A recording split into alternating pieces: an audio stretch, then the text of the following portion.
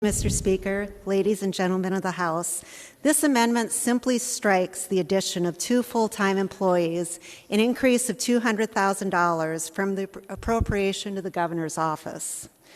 The proposed $200,000 increase would represent a 9.5% increase in dollars and a 10.5% increase in FTEs for the Governor's office.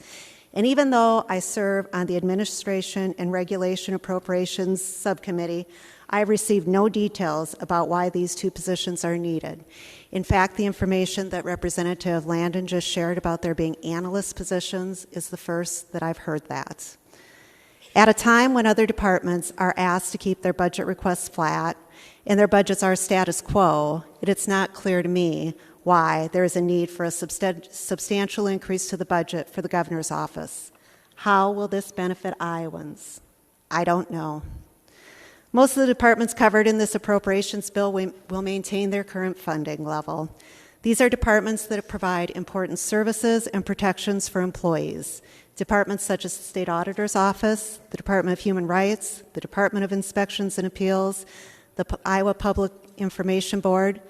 These departments are not receiving an increase for next year. And that's fine. If they can find ways to continue to provide services to Iowans without increasing their budgets, or better yet, would be decreasing their budgets, I think that's great. Iowa taxpayers deserve to have their tax dollars spent in a prudent and responsible manner. Yet in this bill, the Governor's office is getting a 10% increase, with no detailed explanation as to why. I come from the corporate world, and before that, the not-for-profit sector. My parents were small business owners. For much of my career, I worked in human resources.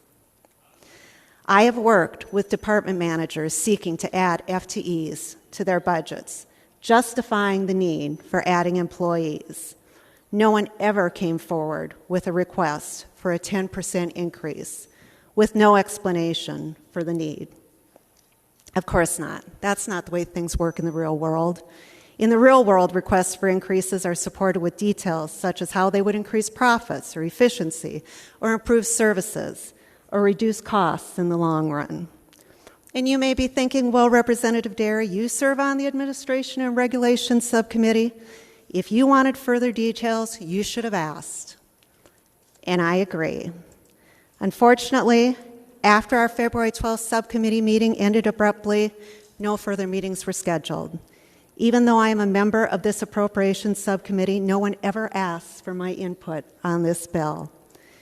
And that is disappointing to this freshman legislator who has talked with countless voters about the importance of Republicans and Democrats working together. Voters in my district did not send me here to have me shut out of discussions and decision-making just because I'm a member of the minority party. I hope that all of you will support this amendment. We don't have sufficient information to justify a 10% increase in funding for the governor's office, and absent justification, it would be irresponsible for us to spend $200,000 of Iowa taxpayers' money on this. That concludes my opening remarks. Thank you, Mr. Speaker.